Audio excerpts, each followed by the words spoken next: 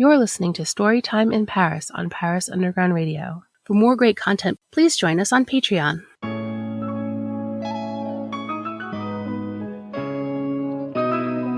Since well before Victor Hugo first looked at Notre Dame and thought, what if a hunchback lived in there?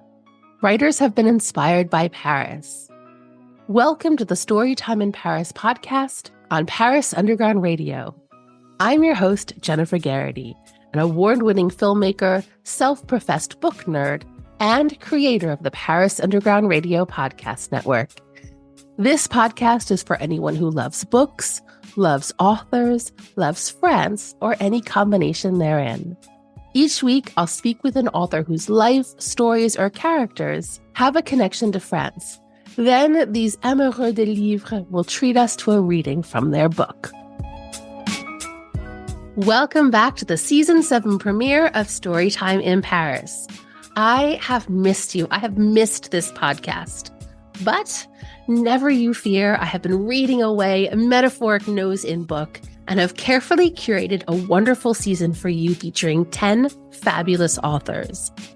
My first guest is Cynthia Newberry Martin, and the moment I read her latest novel, The Art of Her Life, I knew I needed to introduce you, dear listeners, to her work. Cynthia won the gold medal in literary fiction at the 2020 Independent Publisher Book Awards and the 14th Annual National Indie Excellence Award for Fiction for her first novel, Tidal Flats. In The Art of Her Life, our main character, Emily, fell in love with the painting Breakfast by Henri Matisse as a young child, and her love of this painting has shaped, guided, and organized the way she views the world ever since. Through Emily's eyes, we learn the magic of art, the influence of color, and the power of connection. This novel nestled into my heart, wrapped itself around, and has stayed there like a gentle swaddle. Without further ado, please allow me to introduce Cynthia Newberry Martin, author of The Art of Her Life. Hello, Cynthia. Thank you so much for joining me today. Thank you so much for having me. It's awesome to be here. I am so excited to talk to you about The Art of Her Life. But before we get into that, can you tell us a little bit about who you are and what you do? Sure. Right now, I'm sitting in Provincetown, Massachusetts in the U.S. I split my time between Provincetown and Columbus, Georgia. So I came to writing late. After practicing law and after having a family. I have 4 kids. And then after I started writing, it took me 20 years before my first book was published. Yeah, so a long time. And the thing that fascinates me, the thing that I love is how to live our best lives. And, more particularly, what mixture of togetherness and separateness gives us the best us. And I'm fascinated by what compromise does to our sense of self. And so that's who I am. Fabulous. Yeah, that comes through in your book for sure. That theme of togetherness and how close we want to be to someone, how intimate, how much keeping them at an arm's length helps us protect ourselves and our identity and whether or not that actually is true. And I'm excited to get into all of that. One thing that you mentioned, though, is that you were a lawyer for a long time. You were practicing law, which I read and was fascinated by. I know you came to writing later. Had you always thought about writing? Was it something that hadn't occurred to you? Had there been this burning itch in the back of your mind? No, nothing like that, actually. I never thought about being a writer. The first 20 years of my life were all French all the time. Spoiler. But so then when I was graduating from college, I thought, well, how am I going to support myself? And my father had always said I'd be a good lawyer because I argue all the time. So I looked at that and I went to law school and I did that for a while. I never loved it. I mean, coming off of something like French, which was a total passion, to practice law, it was just like, pick up your briefcase and go to work and then come home. And it wasn't until I took a brief pause from practicing law when I was pregnant with child number 3 that reading I've always been a reader, but I swear reading saved my life while I was at home with the kids. And it was my connection to the world. And so when the 6 years were up and I'd had another kid, number 4, and I was starting to have a few minutes to myself again, I thought, what do I really want to do? And the answer was write books like I'd been reading. Those people had become my heroes over the course of the 6 years that I'd been at home. That's incredible. I was reading, you have on your website a book list of the books that you've been reading. Yes. I noticed that a lot of those are memoirs. Had you ever considered writing a memoir? I haven't really. I have had no interest today in writing a memoir. Okay. So you hinted at this, but can you tell us what your connection is to Paris or to France? I would love to. So it started way, way early. I went to this great public school in Atlanta, and one of my classmates' moms came and did a puppet show in French when I was in kindergarten. And that was it. I was smitten. And so I went to Paris for the first time when I was 10 years old. My grandmother took me, loved it. And then when I was a teenager, I went to a French camp in Vermont where all the counselors came from France, and most of them came from Paris, actually. And we just did all the normal camp things, but we spoke French all the time. And that was fun. And then while I was in college, I spent the summer of 1977 in Paris, more like 6 weeks, I guess. I lived on the Rue d'Ulm in the Latin Quarter and went to the Sorbonne and took a class. Loved that.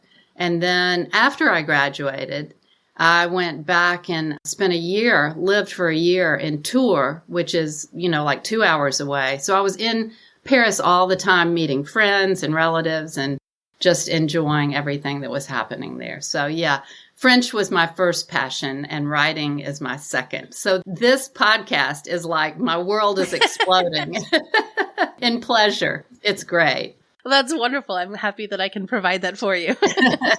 Have you ever thought about coming back and living here again? I've thought about it, and I have been back. Like, it was the first thing I wanted to do after my second child was born and my third child. I came and spent a week and caught up with the movies and the books and everything that had been happening. But probably I found my new love here in Provincetown in Massachusetts. And so I've got this little tiny house, 1-bedroom cottage on the water, and that's really where I want to be most of the time now. That sounds pretty idyllic, so I understand. I think when you find the place that feels like home, it's like a real grounding experience, so I understand wanting to nestle there. Yes. So let's talk about The Art of Her Life. Can you tell us a little bit about what this book is about? So The Art of Her Life is Emily's story. When she was 9 years old, on her first visit to a museum, she fell in love with a painting by Henri Matisse. It's called Breakfast. And the novel opens when she's a single mom living in the world of art. She's a registrar at a museum. And her days, she's got 2 kids that she can barely find time for, much less time for Mark, the man she loves. So she's always running here and there, and she never feels like she has enough time for anybody, especially herself. But something happens at the museum where she's the registrar. There's a contest. It's a contest of our favorite paintings. And so she enters her favorite painting in the contest in the hopes of seeing it again, standing in front of it again, and hoping that that will give her the peace of mind that it originally did. Like you were talking about, her place in the world, and that everything will settle down. And the book is filled with Matisse's words and his paintings and other paintings too. And it's really a lot about how a passion, and in Emily's case, her love of art, can absolutely transform your life. Yes, and it's a beautiful book. I really loved this book. I feel like I keep gushing about it. I told you this when I wrote to you, but I read this book, I think maybe 2 or 3 months ago, and I think about it every couple of days. It just comes back to me in waves. I revisit these characters like they're people that I know, that I have memories of. And that happens so rarely. So I really thank you for that. It's a beautiful book. Oh my gosh, that is wonderful to hear. Thank you. Had you studied art history or anything like that yourself? No, not at all. That was what's so crazy. So I was coming off of being a stay-at-home mom, and before that an attorney. And so I want to write a novel, right? So I've been reading them. How hard could it be, right? Sure, it's the same thing. Yeah, so I think that it would be cool to, and I don't know more specifically, it's been so long. This was the first novel I ever wrote. This is the one that I started with. And I thought it would be cool. I knew I was going to write about a woman because those were the novels that I was loving. And I thought it would be cool to show the change in her life through a painting. So I don't know where I got this idea. Well, the only thing I can think of is because of all my trips to Paris, I had all these great big thick coffee table museum books lying around. And so I thought it would be cool to find a painting that could be interpreted two ways and to use that painting to show the change in a character's life. And I didn't set out to, and this is, all I had in college was like your basic art history course to satisfy a requirement probably. But so I didn't set out to pick a French artist. And so I'm so glad that that's the way it happened because that kind of brought everything together too. It was a link from my past to what I was doing now. But yeah, no art history. That was fun to discover all about that while I was writing the book.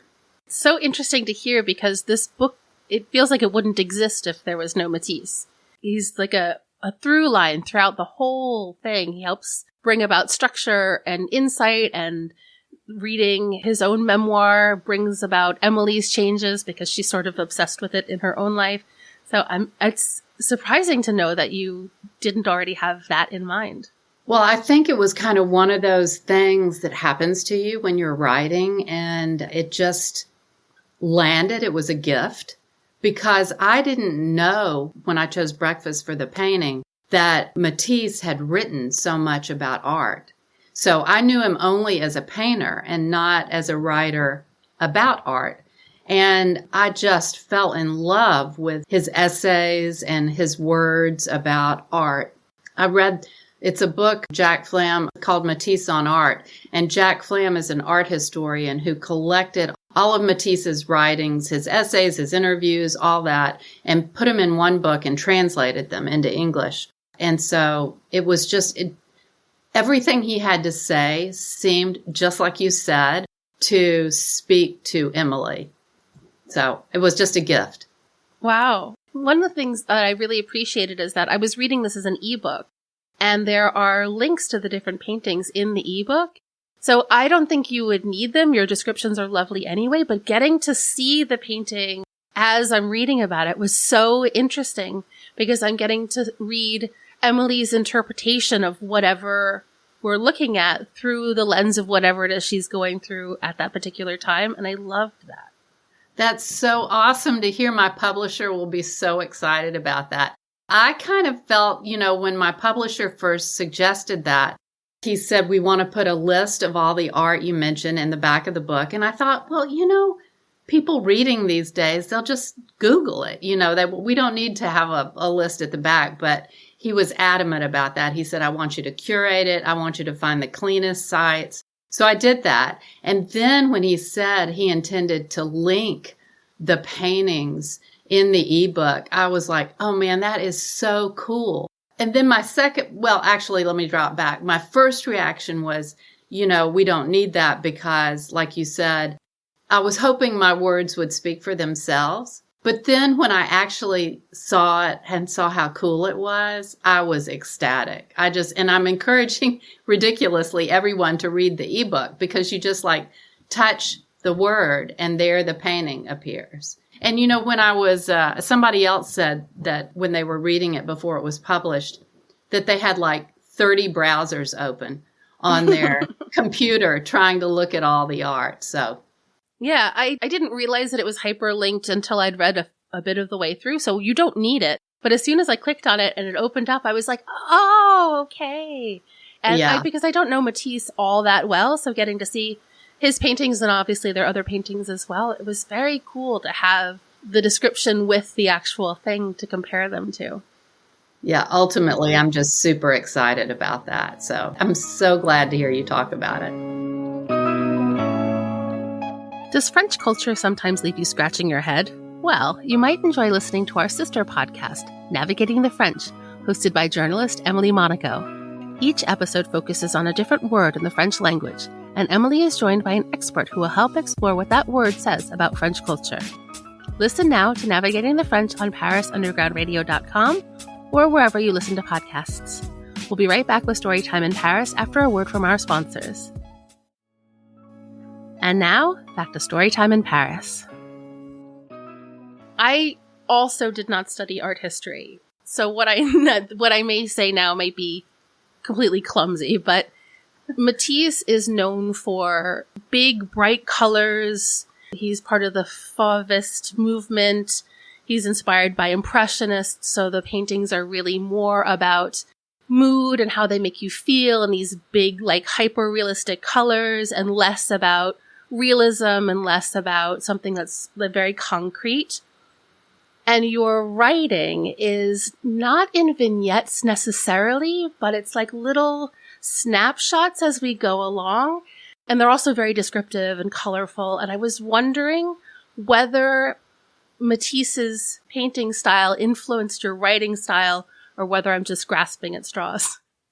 Okay, I thought what you said before was really cool, but that's the coolest thing I've heard right there. I couldn't tell you. But I did. I mean, Matisse was on the brain. I was living him and breathing him in all of his art. And the structure of the novel changed over time. And so who knows if his paintings, influenced the way it ultimately came out. So that's very cool. And I think I would like to think that that's true. It's interesting because it's not a writing style that I've read necessarily before, because it doesn't feel structured in that it's not formulaic is the word that I'm looking for. It doesn't feel formulaic. So it's like, here's a moment. Everything is linear. Everything is chronologic. There's some memories, but we're never lost for where we are in time. But we don't get bogged down in like, now it's Monday, now it's Tuesday, now it's 3 o'clock, now it's 4 o'clock. And I really enjoyed that. That's awesome. That's great. Because I do think that when I first started writing, I had a problem with that. So I'm glad that it kind of lifted off the page. And this is really the most complicated. I know it's the first one I started. It was the last one to be published. But I think there's a reason for that. And I think the story is complicated. And it took me a long time to figure out how to tell it. That makes sense. I was just looking, this is an aside, but I was just reading on Twitter yesterday. There was an editor that was saying that new writers, the thing that they find the hardest to deal with is usually time. So it makes sense. Yeah. I've been thinking about this book a lot, as I told you, since I read it. And I was wondering, myself, I think when we read a book, normally when we are so drawn to it, it's because we see ourselves in the characters. And so with that in mind, I've been trying to think about why I'm so attached to Emily and her life. And we don't have anything in common, aside from the fact that I'm an adult female. And, I'm an older sister, so I'm a bit like Caroline, but I don't have anything else really in common with her. And so I was thinking about why it is that I'm drawn to this book so much. And I think it's because they just feel like real people to me. They feel so three-dimensional. There's not a lot of big, heavy external dramas. The plot is not like conflict heavy. It's just a really beautiful, moving story. And I feel like I know them so well. My family's back in the US, and it's in the back of my mind that when I go visit my family, I'm going to drop by Emily's house or something, but that's not a real, that's like they just live inside of me. So there's no question there. That's just a compliment. Well, thank you. I appreciate that. I studied writing with Pam Houston, And she is all about concrete physical details. So I wonder if it's all the details. And now I wrote this, the first draft, probably the second, third, and fourth before I started working with Pam. But it's had a lot of her influence after that. So that may, help contribute to that. I mean, it makes sense. We live very solidly in Emily's mind, in her perspective. We get to know her very well. And she has a very clear point of view. She's confused about things, but we know the things that she's confused about, the issues that she's grappling with, that kind of thing. So yeah, I think probably that is part of it. The other thing that I think you do so beautifully, and maybe better than any other writer I've read, but that's a bold statement, is the way that you write the children. Because I have never read such age-appropriate interactions and dialogue, and the way that the big sister and the little sister interact with each other. I don't remember how old they are, 3 and 5, something like that, and then 4 and 6. Let's see, maybe 5 and 2 when the book starts, and then it's maybe like a year and a half or 2 years. But just the way that they interact, the little sister and the big sister, but how different they are from one another, how different their relationships are to their mom. It just felt so honest and so grounded. I know that you have a big family yourself, but how were you able to get so fully into these kids and their relationships? Well, thank you for that, by the way. I'm really glad to hear that. I would say that this is the life I was coming off of when I started writing this book, or actually it was the life I was still living when I started writing this book. Most of mine were boys. I have a daughter and 3 sons. So the youngest was probably, 2 or 3 when I started writing this. So there's that. And then I am the oldest of 5. I have 3 sisters and a brother. And so, this is something I know and lived. And so that's, if anything, there's that. There's that, but also the fact that you can write such a realistic 3-year-old. I feel like so often when a character is 3, either they're so much wiser than their age, or they're like babbling around. And this just feels like a 3-year-old to me, which I think is amazing. I'm so glad to hear that. I love that. I just think it's a thing that people get wrong so often. And being a big sister and having my little sister, whom I love, but also was so annoying just because she existed, like that dynamic in there. I loved that. I really did. That's great. Emily is a single mom. She's in this long-term relationship, a loving relationship with a man that she keeps at arm's length, as you mentioned.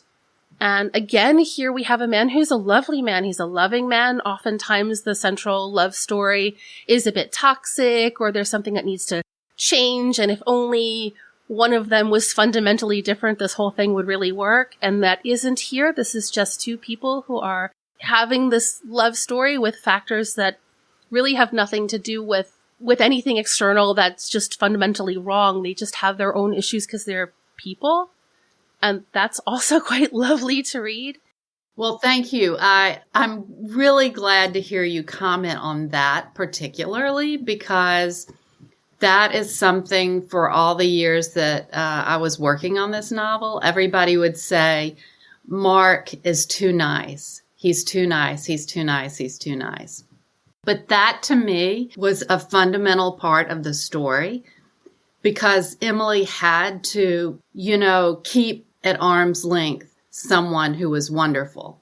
It's not the same story if she's telling Joe Blow, who's nothing special, to head out of town or whatever.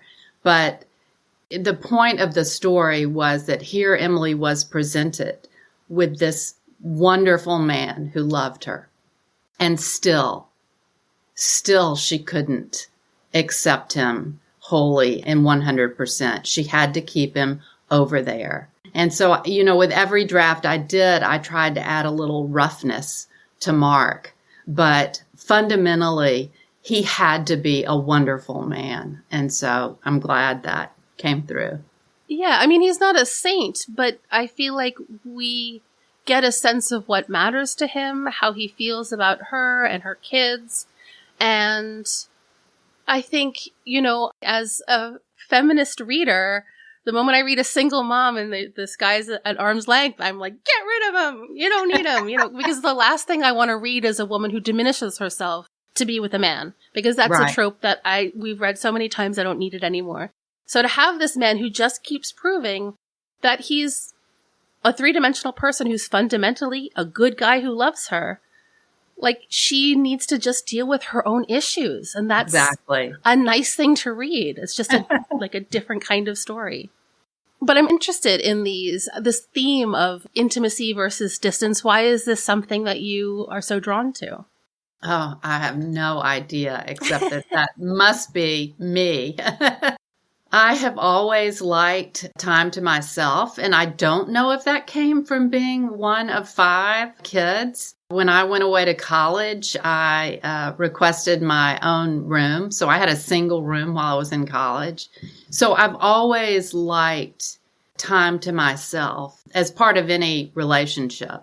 And just going off, like I would go after my second child was born, I went to France by myself for a week. And I did it again after the next one was born. So it's just something, it's part of me. And I can't, I'm always struggling to figure out what is the right balance of time together and time apart. So, even though it's not the central story here, it falls on the page. And I think it probably falls on the page in everything I write. I read somewhere, well, you said that this book took you like 20 years to write, something like that, right? Right. And the book has a very definitive changing point. And so I'm wondering, did you know how the book would end when you started? I did not. I did not know. When did you discover how it would end? It's so long ago that I wrote the first draft. Another one of my books also has a very distinct shift. And I remember writing, some writers plot their books out and know exactly how it's going to end before they start, or some variation of that. But I came from a very left brain existence and was short on creative right brain cells. And so I kind of let one sentence lead to the next sentence, lead to the next sentence. And I try not to worry about what's going to happen. I try to just write. And in Tidal Flats, which is the novel I'm talking about, I was just typing along. And when I was writing this scene, when one of the main characters comes up the escalator, I went, oh my gosh. And I slammed my computer shut and had to walk away. So I imagine that it was something similar to that, maybe not quite as dramatic. And then, of course, it was tricky after that to figure out how I was going to write it. And in fact, I worked on this for 20 years. And right before it was published, I guess a year ago, I was reading it out loud. And I read the very last pages of the book. And I felt like something was clunking. So the ending is a little bit different than it was for all those years. I just had to chop a little bit off at the end. So. Oh, wow. Yeah, always changing. Do you edit by reading out loud? I make sure that I read out loud at a number of places, like anytime, like right before it was going to the printers, whatever, the final edits, I try to read it out loud. So I end up probably reading it out loud 2 or 3 times over the course, with this one with 20 years, it was many more times than that. But I just want to make sure, because there's some things you can't hear, clunky language that you don't need. That's often hard to hear just by reading it, silently. But you can really hear it when you read it out loud. If you're enjoying this podcast, you may also enjoy my podcast, City of Muses. Each week, I chat with contemporary artists and creatives to explore what inspires them, where their creativity comes from, and how Paris has helped or hindered their dreams come true. Check out City of Muses now, available wherever you listen to podcasts. We'll be right back with Storytime in Paris after a word from our sponsors. And now, back to Storytime in Paris. I think it would be really nice to hear a little bit from The Art of Her Life. Sure. Is there anything that we need to know contextually before you do? No, this is, I've chosen a passage starting on page 9, so fairly close to the beginning of the book, so it should be fairly self-explanatory. At 9 years old, the spell of once upon a time had already made its mark. I would fall in love, get married, have children, and live happily ever after. But with that first trip to a museum, as I stood in front of Breakfast by Henri Matisse, I knew, with the certainty that only a child can have, that this painting would be as much a part of my life story as falling in love and getting married. 27 years later, it still is. Henri was my first crush. I was the middle child, living in a cluttered house, and he created quiet spots. I chose French because of him and learned not to pronounce the H. His world, the world of art, enchanted me. After the painting Breakfast, I discovered other paintings of girls by themselves. The colors seeping out of skin, green noses, yellow cheeks, blue blotches around the mouth. I wanted to be a girl reading. I wanted to be Marguerite. I didn't play music, I looked at paintings. I didn't collect albums, but instead art books and postcards of paintings, and the things in the paintings. On my bedside table, I arranged a tray, a teapot, a dish of lemons. I imagined my bedroom as his canvas, ready for Henri to swoop in and make order, with shape and color, warm light, just like he did in Breakfast. Yes, there were other paintings, but I always returned to Breakfast. I was a girl who kept everything inside, and Henri showed me how to see what was there. When I saw colors explode on one of his paintings, I thought, I didn't even know. How did he? When the calendar says September, I have to search for evidence to prove it's no longer summer. Leaves on the ground instead of on trees, a cool breeze in the evening, a crispness to the morning. In Charleston, although the seasons change, they take their sweet time about it, as if they just haven't gotten around to flipping to the next month. This September, both girls are in school for the first time. Caroline in kindergarten and Elizabeth in preschool. Back in the car after dropping Elizabeth for her first day at the Little Red Schoolhouse, Caroline is quieter than usual, sitting on the edge of her seat, biting her lip and staring out the window. She looks pale, as if she might throw up. But when I let her window down from my side, she leans in and says, "Mommy, my hair." I reverse the window direction, but feel the thick slice of heat that snuck inside the car. As soon as I stop in front of the school, Caroline jumps out, her new yellow backpack falling off her shoulder. She struggles to keep it on her arm while she swings the car door shut. "Bye, Mommy," she says, and then she's gone. I want to watch her walk away, to see what she does first after shutting the door, see where her serious eyes look, back at me or ahead to her next moment. Instead, remembering the school letter, I move on because this is a drop-off area only. Park if you need to smooth their hair or kiss them goodbye or look into their eyes one last time. I swallow, look ahead and behind me, and concentrate on finding a space between cars in the stream of one after another. The girls have school, then after-school care. I won't see them until 6. Wherever I am, a pull from somewhere else. Beautiful. So, what's next for you? Is there another book in the works? There is. I'm so thick into it. I hope I can make some sense talking about it for a second.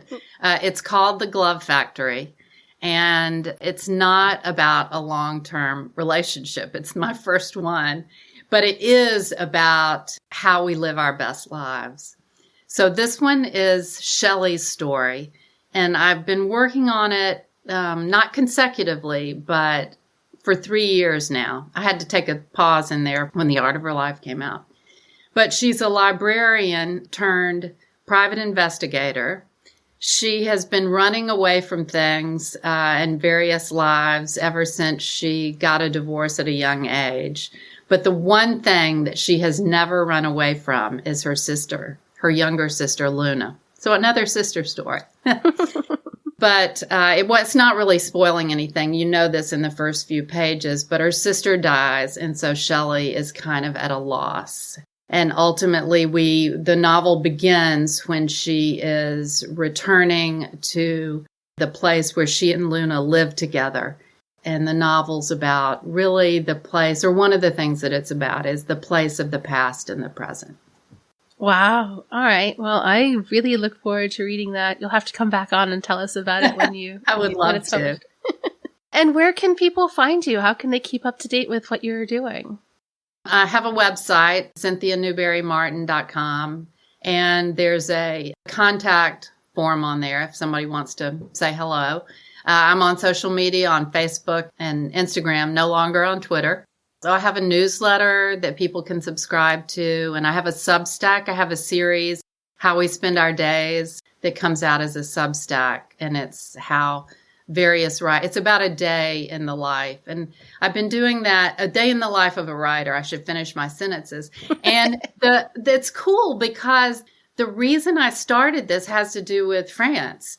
When I was living in Tours, I was so excited every week to get the Elle magazine. And in those days, back in the 70s, there was a weekly feature on a day in the life of a woman. And it was women from all areas of life. And I always turned the magazine there first. And so when I was trying to think of a way to connect with other writers and to do something special, I thought back to that, and I thought, a day in the life of a writer. And this has been going on now since 2009. And so it's like stepping stones. Every month on the first of the month, there is a new essay by a writer on how they spend their days. Oh, very cool. And you can subscribe to that on Substack. Perfect. Well, I will include links to everything so people can find you and your work very easily. Thank you so much, Cynthia. It was so nice to speak with you. What a pleasure. It was just wonderful to get to talk about both French and writing with you. And so I really appreciate it. Thank you for having me. Thank you.